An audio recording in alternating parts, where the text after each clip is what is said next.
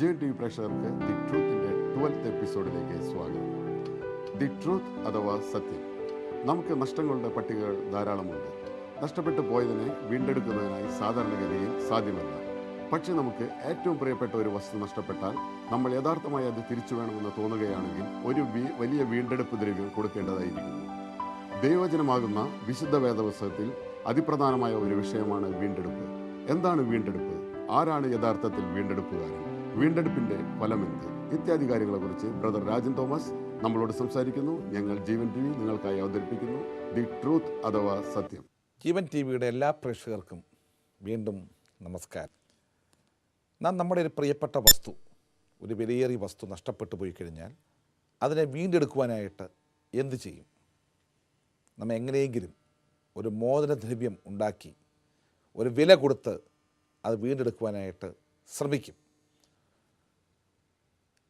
സത്യവേദ പുസ്തകത്തിലെ ഒരു പ്രമാദമായ വിഷയമാണ് മനുഷ്യൻ്റെ വീണ്ടെടുപ്പ് എന്നുള്ളത്. മനുഷ്യനെ നഷ്ടത്തിൽ നിന്നും നാശത്തിൽ നിന്നും വീണ്ടെടുക്കുവാനായിട്ട് ദൈവം ഒരുക്കിയതായ ഉപാധി. ബൈബിളിലെ പുതിയ നിയമത്തിൽ എബ്രായ ലേഖനം 9-ാം അധ്യായം അതിൻ്റെ 12-ാം വാക്യം വായിക്കുമ്പോൾ അവിടെ ഇങ്ങനെ വായിക്കുന്നു: യേശുവോ ആട്ടുകൊറ്റന്മാരുടെയും പശുക്കിടാക്കളുടെയും രക്തത്താലല്ല, സ്വന്തം രക്തത്താൽ തന്നെ ഒരിക്കലായിട്ട് വിശുദ്ധ മന്ദിരത്തിൽ പ്രവേശിച്ച് എന്നേക്കുമുള്ളതായ വീണ്ടെടുപ്പ് സാധിപ്പിച്ചു. ഇവിടെ നോക്കുക, പഴയ നിയമകാലത്ത് പശുക്കിടാക്കളുടെയും ആട്ടുകൊറ്റന്മാരുടെയും രക്തത്താൽ മോചനവും മാത്രമല്ല വീണ്ടെടുപ്പും സ്ഥാപിക്കുവാനായിട്ട് മനുഷ്യൻ ശ്രമിക്കുകയുണ്ടായി. അത് ദൈവത്തിൻ്റെതായ അന്നത്തെ നിയമത്തിൽ ആ കാര്യം അവിടെ ഉൾക്കൊണ്ടിരുന്നു. എന്നാൽ അവയെല്ലാം തന്നെ താൽക്കാലിക വീണ്ടെടുപ്പ് മാത്രമായിരുന്നു. എന്നാൽ ദൈവപുത്രനായ യേശുക്രിസ്തു ഈ ലോകത്തിലേക്ക് ഇറങ്ങി വന്ന് സ്വന്തം രക്തം ഒഴുകി ഒരു യാഗമായി തീർന്ന് അവൻ നിത്യമായ വീണ്ടെടുപ്പ് എന്ന് വെച്ചാൽ എന്നേക്കുമായിട്ട് സകല മനുഷ്യജാതിക്ക് വേണ്ടി എന്നേക്കുമായിട്ട് ഒരിക്കലായിട്ട് അവൻ ഒരു വീണ്ടെടുപ്പ് സ്ഥാപിച്ചിരിക്കുന്നു എന്നാണ് നാം ഇവിടെ കാണുവാനായിട്ട് സാധിക്കുന്നത്. യേശുക്രിസ്തുവിൻ്റെ മരണത്തിലൂടെ സാധ്യപ്രായമായി തീർന്നതായ ഒരു ആത്മീയ സത്യമാണ് വീണ്ടെടുപ്പ് എന്നുള്ളതായ വിഷയം. ആത്മരക്ഷയും വീണ്ടെടുപ്പും തമ്മിൽ അന്യോന്യം പരസ്പര ബന്ധം ഉണ്ടെങ്കിലും രണ്ട് വിഷയങ്ങളും രണ്ട് ക്രിയകളും തമ്മിൽ വ്യത്യാസമുണ്ട്. മനുഷ്യന് ആത്മരക്ഷ അല്ലെങ്കിൽ മോക്ഷം പ്രാപിക്കുന്നതിന് വേണ്ടിയുള്ളതായ മാർഗമാണ് യഥാർത്ഥത്തിൽ വീണ്ടെടുപ്പ് എന്നുള്ളത്. വില കൊടുത്ത് മോചിപ്പിക്കുക എന്ന അർത്ഥമാണ് വീണ്ടെടുപ്പിനുള്ളത്. നാം എബ്രായ ലേഖനം തന്നെ 9-ാം അധ്യായം 22-ാം വാക്യം വായിക്കുമ്പോൾ അവിടെ ദൈവത്തിൻ്റെ, ജീവനുള്ള ദൈവത്തിൻ്റെ, ജഗദാതാവായ ജഗദീശ്വരൻ്റെ മാറ്റമില്ലാത്ത നിയമത്തെക്കുറിച്ച് നാം അവിടെ വായിക്കുന്നു. രക്തം ചൊരിഞ്ഞില്ലാതെ വിമോചനം ഇല്ല. വിശുദ്ധനായ ദൈവത്തിൻ്റെ മുമ്പിൽ അശുദ്ധനായ മനുഷ്യൻ, പാപിയായ മനുഷ്യൻ ശിക്ഷയ്ക്ക് അർഹനാണ്. ബൈബിൾ ഇങ്ങനെ പറയുന്നു: ഒരിക്കൽ മരിക്കുകയും പിന്നെ ന്യായവിധിയും മനുഷ്യർക്കായിട്ട് നിയമിച്ചിരിക്കുന്നു, സകല മനുഷ്യർക്ക് വേണ്ടി നിയമിച്ചിരിക്കുന്നു. മനുഷ്യൻ മരിക്കും എന്നുള്ളത് ഒരു യാഥാർത്ഥ്യമാണെങ്കിൽ ദൈവം മരണത്തിന് ശേഷം, മനുഷ്യൻ്റെ മരണത്തിന് ശേഷം അവരൊരു ന്യായവിധി, ഒരു ശിക്ഷാവിധി ഒരുക്കിയിട്ടുണ്ട് എന്നുള്ളതും അത് ഒരു നഗ്നമായ സത്യമാണ്. ശിക്ഷാവിധി എന്ന് പറഞ്ഞു കഴിഞ്ഞാൽ നിത്യനരകം, നിത്യദണ്ഡനം. ആ ദണ്ഡനത്തിലേക്ക് സകല മനുഷ്യരും നീങ്ങിക്കൊണ്ടിരിക്കുന്നു. പ്രസ്തുത ശിക്ഷാവിധിയിൽ നിന്നും ദണ്ഡനത്തിൽ നിന്നും, നിത്യമായ ദണ്ഡനത്തിൽ നിന്നും മനുഷ്യനൊരു മോചനം ആവശ്യമുണ്ട്, മനുഷ്യനൊരു സ്വാതന്ത്ര്യം ആവശ്യമുണ്ട്. മാത്രമല്ല എല്ലാ മോചനങ്ങൾക്കും ഒരു വില കൊടുക്കേണ്ടിയിരിക്കുന്നു. വില കൊടുക്കാതെ മോചനമില്ല, വിമോചനമില്ല, മോക്ഷമില്ല. ഇവിടെ ഇതാ പാപമോചനത്തിനുള്ളതായ വില. അതെന്താണ്? അത് സ്വർണ്ണമല്ല, വെള്ളിയല്ല, വിലയേറിയ വസ്തുക്കളല്ല, അത് രക്തമാണ് എന്നുള്ള കാര്യം അവിടെ നാം വായിക്കുന്നുണ്ട്. പ്രസ്തുത സത്യത്തിൻ്റെ അടിസ്ഥാനത്തിലാണ് പാപപരിഹാര ബലികളും പൂജകളും യാഗങ്ങളും മഹായാനങ്ങളും മറ്റും മനുഷ്യചരിത്രത്തിൻ്റെ ആരംഭകാലത്ത് തന്നെ എല്ലാ സമൂഹങ്ങളിലേക്കും കടന്നത് എന്ന് നാം ചരിത്രം വായിക്കുമ്പോൾ മനസ്സിലാക്കുവാനായിട്ട് സാധിക്കുന്നുണ്ട്. ഓരോ പാപങ്ങൾക്ക് വേണ്ടിയും ഓരോ ബലി അർപ്പിക്കുന്നതായിട്ട്, അല്ലെങ്കിൽ ഓരോ പൂജകൾ അർപ്പിക്കുന്നതായിട്ട് കാണുന്നുണ്ട്. മാത്രമല്ല അനേക തെറ്റുകൾക്ക് വേണ്ടി ആ സാമൂഹികമായ തെറ്റുകൾക്ക് വേണ്ടി മഹായാനങ്ങളും മഹായാഗങ്ങളും നടത്തുന്നതായിട്ടും നാം വായിക്കുന്നുണ്ട്. പഴയ നിയമകാലത്ത് അനേക മൃഗങ്ങളുടെ മുകളിൽ പാപം ഏൽപ്പിച്ച് ആ മൃഗത്തെ അറുത്ത് മനുഷ്യൻ്റെ ആ പാപത്തിൻ്റെ പരിഹാരവും വിമോചനവും അവിടെ സാധിച്ചിരുന്നതായിട്ട് നാം വായിക്കുന്നുണ്ട്. എന്നാൽ അന്ന് അർപ്പിച്ചതായ ആ ബലികളും യാഗങ്ങളും എല്ലാം തന്നെ ഒരു മഹായാനത്തിലേക്ക്, ഒരു മഹായാഗത്തിൽ ഒരിക്കലായിട്ട് കഴിക്കേണ്ടതായ ഒരു മഹായാഗത്തിലേക്ക് വിരൽ ചൂണ്ടുന്നവ ആയിരുന്നു. യേശുക്രിസ്തു കാൽവരി ക്രൂശിൽ മരിച്ച് തൻ്റെ നിർമ്മലമായ രക്തം ഒഴുക്കിയതുകൊണ്ട് അത് എന്നേക്കുമായിട്ടുള്ള ഒരു വീണ്ടെടുപ്പാണ് സകല മനുഷ്യജാതിക്ക് വേണ്ടിയും സാധിച്ചിരിക്കുന്നത്. യേശുക്രിസ്തുവിൻ്റെ രക്തമെന്ന മോചനദ്രവ്യമാണ് ആ വീണ്ടെടുപ്പിന് വേണ്ടി അവിടെ വിലയായിട്ട് നൽകേണ്ടിയിരിക്കുന്നത്. വീണ്ടെടുപ്പ് അടിമത്തത്തിൽ നിന്നുള്ളതായ വിടുതലാണ് അല്ലെങ്കിൽ വിമോചനമാണ്. പ്രസ്തുത സത്യത്തിൻ്റെ ഒരു നിഴൽ നമ്മൾ പഴയ നിയമത്തിൽ, ബൈബിളിലെ പഴയ നിയമത്തിൽ കാണുന്നുണ്ട്. ഇസ്രായേൽ മക്കൾ അല്ലെങ്കിൽ യഹൂദജാതി ഏതാണ്ട് 400 വർഷക്കാലം ഈജിപ്തിൻ്റെ ഫറവോൻ്റെ അടിമത്തത്തിലായിരുന്നു. അവിടെ ഒരു ക്രൂരനായ യജമാനൻ ഫറവോൻ അല്ലെങ്കിൽ ഫറവോൻ്റെ ആ ജനം അവരുടെ അടിമകളായിട്ട് അവിടെ കഴിഞ്ഞുകൂടുകയായിരുന്നു. പീഡനങ്ങൾ, കഷ്ടതകൾ, പ്രയാസങ്ങൾ, പട്ടിണി എല്ലാം അവർ അനുഭവിക്കുകയുണ്ടായി. എന്നാൽ അവിടെ ഒരു മോശ അവിടെ ദൈവം എഴുന്നേൽപ്പിക്കുന്നു. ആ മോശയിൽ കൂടെ ആ ഇസ്രായേൽ ജാതിയെ അവിടുന്ന് വിടുവിക്കുന്നു. അതിനുവേണ്ടി കൊടുത്തതായ വില പെസഹ കുഞ്ഞാടിൻ്റെ രക്തമായിരുന്നു.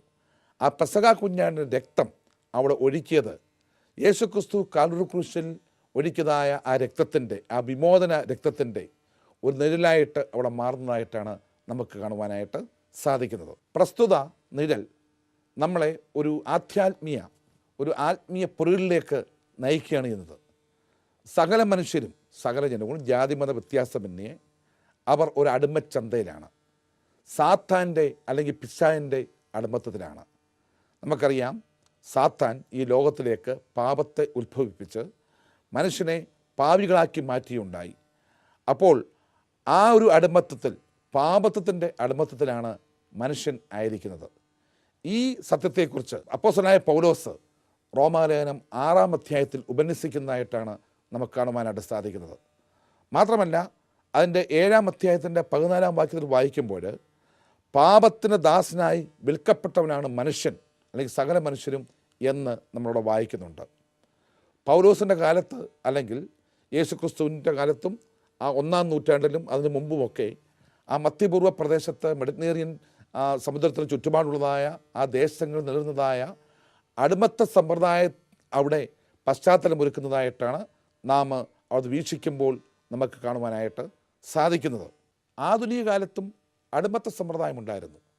നമുക്കറിയാം, അമേരിക്കയുടെ പ്രസിഡൻ്റായിരുന്നതായ ഏബ്രഹാം ലിങ്കനാണ് ആ അടിമത്തത്വം അവിടെ അവസാനിപ്പിച്ച് അവിടെ ആ അടിമകളെ സ്വതന്ത്രരാക്കുന്നത് എന്ന് നാം വായിക്കുന്നു. എന്നാൽ ആ സമയത്ത് ഏതാണ്ട് 1-ാം നൂറ്റാണ്ടിൽ പൗലോസിൻ്റെ കാലത്തും മാത്രമല്ല യേശുക്രിസ്തുവിൻ്റെ കാലത്തും അതിനോട് ചേർന്നതായ സമയങ്ങളിൽ ആ റോമൻ അധിനിവേശത്തിൻ്റെ സമയത്ത് ധാരാളം അടിമക്കച്ചവടങ്ങളും അടിമത്വവും നിലനിന്നിരുന്നതായിട്ട് നാം കാണുന്നുണ്ട്. അടിമകളെ പ്രത്യേകിച്ച് ആഫ്രിക്കൻ രാജ്യങ്ങളിൽ നിന്നും കൂട്ടമായിട്ട് കൊണ്ടുവന്നിട്ട് അവരുടെ വയലോരങ്ങളിൽ പണിയെടുപ്പിക്കുകയും മാത്രമല്ല ആ അടിമകളെ പീഡിപ്പിച്ച് അവരെ വിനിമയത്തിന് അല്ലെങ്കിൽ വാങ്ങുവാനായിട്ടും വിൽക്കുവാനായിട്ടും ഉപയോഗിക്കുന്നതായ ഒരു വസ്തുവായിട്ട്, ഒരു വസ്തുവായിട്ട് ആ അടിമകളെ ഉപയോഗിച്ചിരുന്നു എന്ന് നാം കാണുന്നുണ്ട്. ഒരു യജമാനന് അനേക അടിമകളുണ്ടെങ്കിൽ ആ യജമാനൻ്റെ പണിയോ അല്ലെങ്കിൽ ആവശ്യം കഴിഞ്ഞ ശേഷം അവനെ അടിമച്ചന്തയിലേക്ക് കൂട്ടമായിട്ട് കെട്ടിക്കൊണ്ടുവരുന്നു. മാത്രമല്ല ആ അടിമകളെ അവർ ഒരു മോചനദ്രവ്യം വാങ്ങിച്ച് അല്ലെങ്കിൽ ഒരു വില വാങ്ങിച്ച് അതിനെ വിൽക്കുന്നതായിട്ടാണ് കാണുവാനായിട്ട് സാധിക്കുന്നത്. അവിടെ ഒരു പുതിയ യജമാനം വന്ന ശേഷം ആ അടിമച്ചന്തയിൽ വിൽക്കപ്പെട്ടവനായിട്ട് നിൽക്കുന്നതായ ഒരു അടിമയെ പുതിയ യജമാനം വാങ്ങിച്ച് അവൻ്റെ മേൽ അവൻ്റെ അധികാരത്തിൻ്റെ മുദ്ര ഇട്ട് അവനെ അവിടെ നിന്ന് കൊണ്ടുപോകുന്നു. പുതിയ ആ അടിമത്തത്തിലേക്ക് അവൻ പോകുന്നതായിട്ടാണ് നമുക്ക് കാണുവാനായിട്ട് സാധിക്കുന്നത്. വലിയ വില കൊടുത്തായിരുന്നു ആ അടിമകളെ അവർ വാങ്ങിയിരുന്നത്. പ്രസ്തുത ചരിത്ര പശ്ചാത്തലത്തിൻ്റെ അടിസ്ഥാനത്തിൽ പൗലോസ് പറയുകയാണ്, സകല മനുഷ്യരും പാപത്തിൻ്റെ ആ അടിമത്തത്തിന് വിൽക്കപ്പെട്ടവരായിട്ട് പിശാചിൻ്റെ ചന്തയിൽ, പിശാച് എന്ന യജമാനൻ്റെ ആ അടിമ ചന്തയിൽ വിൽക്കപ്പെട്ടവരായിട്ട് നിൽക്കുന്നു എന്നുള്ളതായ കാര്യമാണ്. എന്നാൽ ഈ പാപത്തിൽ നിന്നും, ഈ അടിമത്തിൽ നിന്നും മോചിപ്പിക്കും? ആരെ മോചിപ്പിക്കും? സകല മനുഷ്യരും അടിമകളായതുകൊണ്ട് ഒരടിമയ്ക്ക് മറ്റൊരടിമയെ മോചിപ്പാനായിട്ടുള്ളതായ അധികാരമില്ല. അവിടെ യോഗ്യനായ ഒരു വീണ്ടെടുപ്പുകാരൻ, യോഗ്യനായ ഒരു വ്യക്തി വന്ന് ഒരു വില കൊടുത്ത് ആ അടിമകളെ വാങ്ങിക്കേണ്ടിയിരിക്കുന്നു. അതിന് യോഗ്യനാരാണ്? ലോകത്തിലെ ഏതെങ്കിലും മതനേതാക്കന്മാർ അതിന് യോഗ്യരാണോ? കാരണം അവരും മനുഷ്യരാണ്. ലോകത്തിലെ ഏതെങ്കിലും രാഷ്ട്രീയ നേതാക്കന്മാർ അവർ യോഗ്യനാണോ? ഒരിക്കലുമല്ല. അവരും മനുഷ്യരാണ്, പാപത്തിൻ്റെ അടിമത്തത്തിൽ വിൽക്കപ്പെട്ടവരാണ്.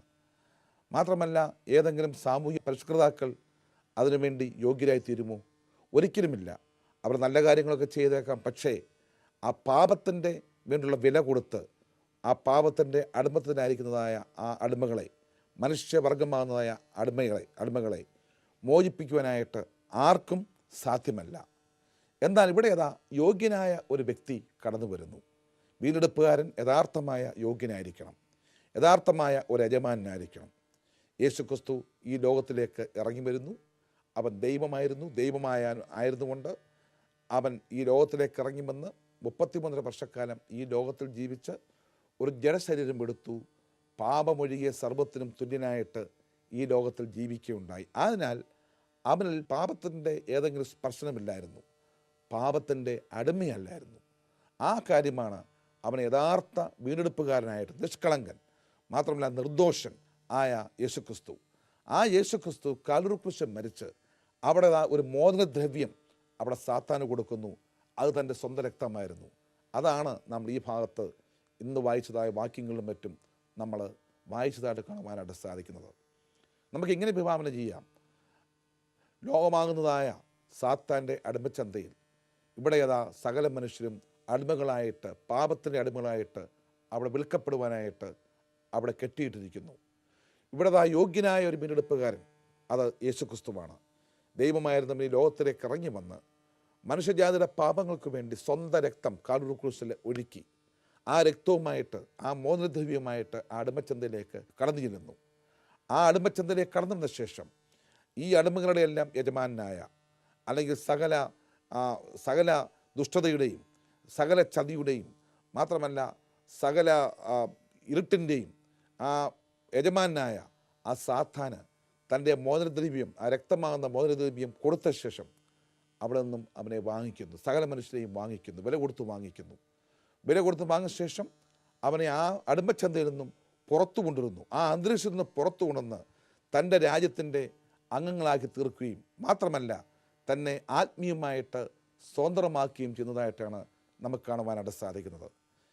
വേദപുസ്തകം ഇങ്ങനെ പറയുന്നു, സ്വാതന്ത്ര്യത്തിനായിട്ട് ക്രിസ്തു നമ്മളെ സ്വതന്ത്രരാക്കിയിരിക്കുന്നു. യഥാർത്ഥ ആത്മീയ മോചനം, യഥാർത്ഥമായ ആത്മീയ സ്വാതന്ത്ര്യം, ആ സ്വാതന്ത്ര്യത്തിലേക്ക് തൻ്റെ രക്തം കൊടുത്ത് യേശു ക്രിസ്തു നമ്മളെ മോചിപ്പിക്കുകയുണ്ടായി, നമ്മളെ വിടുവിക്കുകയുണ്ടായി. പത്രോസ് ലീഗ അതിനെക്കുറിച്ച് എന്താണ് പറഞ്ഞിരിക്കുന്നത് നോക്കാം. തൻ്റെ ലേഖനമായ 1 പത്രോസ് 1-ാം ലേഖനത്തിൻ്റെ 1-ാം അധ്യായം 18-19 വാക്യത്തിൽ നാം ഇങ്ങനെ വായിക്കുന്നുണ്ട്. ഞാനത് നിങ്ങളുടെ മുമ്പിൽ വായിച്ച് കേൾപ്പിക്കാം. വ്യർത്ഥവും പിതൃപാരമ്പര്യമുള്ള നിങ്ങളുടെ നടപ്പിൽ നിന്ന് നിങ്ങളെ വീണ്ടെടുത്തിരിക്കുന്നത് പൊന്ന്, വെള്ളി മുതലായ അഴിഞ്ഞു പോകുന്ന വസ്തുക്കളെ കൊണ്ടല്ല, നിങ്ങളെ വീണ്ടെടുക്കുവാനായിട്ട് ഈ ലോകത്തിലെ ഏതെങ്കിലും മോചനദ്രവ്യങ്ങളെ കൊണ്ട് സാധ്യമല്ല. പൊന്നുകൊണ്ടോ വെള്ളി കൊണ്ടോ വിലയേറിയ വസ്തുക്കളെ കൊണ്ടോ സാധ്യമല്ല. അതൊരു പക്ഷേ ഭൗതികമായ വസ്തുവകൾ വാങ്ങിക്കുവാനായിട്ടും അതിൻ്റെ മോചനദ്രവ്യമായിട്ട് കൊടുക്കുവാനായിട്ടും സാധിച്ചേക്കാം. എന്നാൽ നമ്മുടെ ആത്മീയ മോചനത്തിന് വേണ്ടി, ആത്മീയ അടിമത്തത്തിൽ നിന്നും നമ്മൾ സാത്താൻ്റെ കയ്യിൽ നിന്നും പിശാചിൻ്റെ കയ്യിൽ നിന്നും രക്ഷപ്പെട്ട് ദൈവരാജ്യത്തിൻ്റെ അംഗമായി തീരുവാനായിട്ട് അതൊന്നും സാധ്യമല്ല എന്നുള്ള കാര്യം പത്രോസ് ലീഗ ഇവിടെ ദൈവത്തിൻ്റെ വെളിപ്പാടായിട്ട് രേഖപ്പെടുത്തിയിരിക്കുകയാണ്. വ്യർത്ഥവും പിതൃപാരമ്പര്യമായുള്ള നമ്മുടെ നടപ്പിൽ നിന്നും, നമ്മുടെ വഴികളിൽ നിന്നും, അനേക പാപവഴികളിൽ നിന്നും, അനേക തെറ്റുകളിൽ നിന്നും നാം മുന്നോട്ട് കൊണ്ടിരുന്നതായ അനേക വഴികളിൽ നിന്നും നമ്മളെ വീണ്ടെടുക്കുകയാണ്. സാത്താൻ്റെ വഴികളിൽ നിന്നും പിശാചിൻ്റെ വഴികളിൽ നിന്നും രാജ്യത്തിൽ നമ്മളെ വീണ്ടെടുക്കുവാനായിട്ട് ഇവിടെ എന്താണെന്ന് പറയുമ്പോൾ യഥാർത്ഥ മോചനദ്രവ്യം, അതാണ് 19-ാം വാക്യത്തിൽ വായിക്കുന്നത്. ക്രിസ്തുവെന്ന നിർദോഷവും നിഷ്കളങ്കവുമായ കുഞ്ഞാടിൻ്റെ വിലയേറിയ രക്തം കൊണ്ടത്രേ എന്ന് നമ്മൾ വായിക്കുന്നുണ്ട്.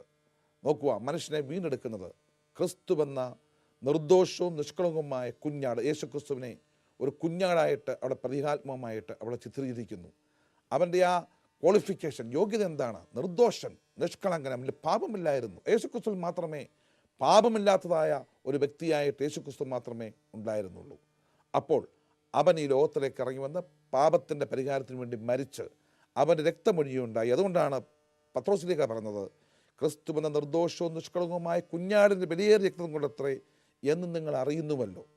പ്രിയപ്പെട്ട സ്നേഹിതരെ, നാം ഒരു കാര്യം മനസ്സിലാക്കേണ്ടിയിരിക്കുന്നു. ഈ ലോകമാകുന്നതായ സാത്താൻ്റെ സാമ്രാജ്യമാകുന്നതായ പാപച്ചന്തയിൽ, അടിമച്ചന്തയിൽ വിൽക്കപ്പെട്ടവരായിട്ട് നാം ഓരോരുത്തരും ആയിരിക്കുന്നു. സകല മനുഷ്യരും പാപം ചെയ്ത് ദൈവതേജസ്സില്ലാത്തവരായിട്ട് ദൈവത്തിൽ നിന്നും അകന്നിരിക്കുന്നു. ആ സാത്താൻ നമ്മളെ, ആ യജമാനൻ നമ്മളെ അയക്കുന്നത് നരകത്തിലേക്കാണ്, ആ ദണ്ഡനത്തിലേക്കാണ്, ആ പീഡനത്തിലേക്കാണ്. ആ അടിമത്ത ചന്തയിൽ എപ്പോഴും അവിടെ പീഡനമുണ്ട്. അവൻ്റെ അധിനിവേശം, അവൻ്റെ അധികാരം അവിടെ ചെലുത്തി നമ്മളെ നിത്യമായ ആ പീഡനത്തിലേക്ക് അയക്കുകയാണ് ചെയ്യുന്നത്. എന്നാൽ ആര് നമ്മളെ വിമോചിക്കും? ഒരു യോഗ്യനായ വീണ്ടെടുപ്പുകാരൻ അവിടെ ആവശ്യമായിരുന്നു. അത് യേശുക്രിസ്തുവിൽ മാത്രമേ ആ യോഗ്യത കാണുന്നുള്ളൂ. അവനിൽ പാപമില്ലായിരുന്നു. ആ നിലയിൽ യേശുക്രിസ്തു ആ പാപമില്ലാത്തവൻ, ആ രക്തമൊഴുകി നമ്മുടെ വിമോചകനായിട്ട് മാറിയുണ്ടായി, നമ്മുടെ വീണ്ടെടുപ്പുകാരനായിട്ട് മാറിയുണ്ടായി. നിങ്ങളാരെങ്കിലും ആ പാപത്തിൻ്റെ അവസ്ഥയിൽ ഇന്നും നിങ്ങളുടെ പാരമ്പര്യം കൊണ്ടോ നിങ്ങൾ വിശ്വസിക്കുന്നതായ ആ തരത്തിലുള്ളതായ പല വിശ്വാസങ്ങൾ കൊണ്ടോ, മാത്രമല്ല ആചാരങ്ങൾ കൊണ്ടോ അനുഷ്ഠാനങ്ങൾ കൊണ്ടോ നിങ്ങൾ നടക്കുന്നുണ്ടെങ്കിൽ അതൊന്നും നിങ്ങളെ രക്ഷയിലേക്ക്, വീണ്ടെടുപ്പിലേക്ക് നയിക്കത്തില്ല. സ്വർഗരാജ്യത്തിൻ്റെ അവകാശം തീരുവാനായിട്ട് സാധ്യമല്ല. ഒരേ ഒരു വഴി യേശുക്രിസ്തുവിൻ്റെ രക്തത്താൽ മോചനം പ്രാപിക്കുക, യേശുക്രിസ്തുവിൽ വിശ്വസിക്കുക, അവൻ്റെ മക്കളായി തീരുക. ദൈവം അതിനുവേണ്ടി നിങ്ങളെ സഹായിക്കട്ടെ എന്ന് പ്രാർത്ഥിച്ചുകൊണ്ട് ഞാൻ എൻ്റെ വാക്കുകളെ ഇവിടെ അവസാനിപ്പിക്കുന്നു. നന്ദി, നമസ്കാരം.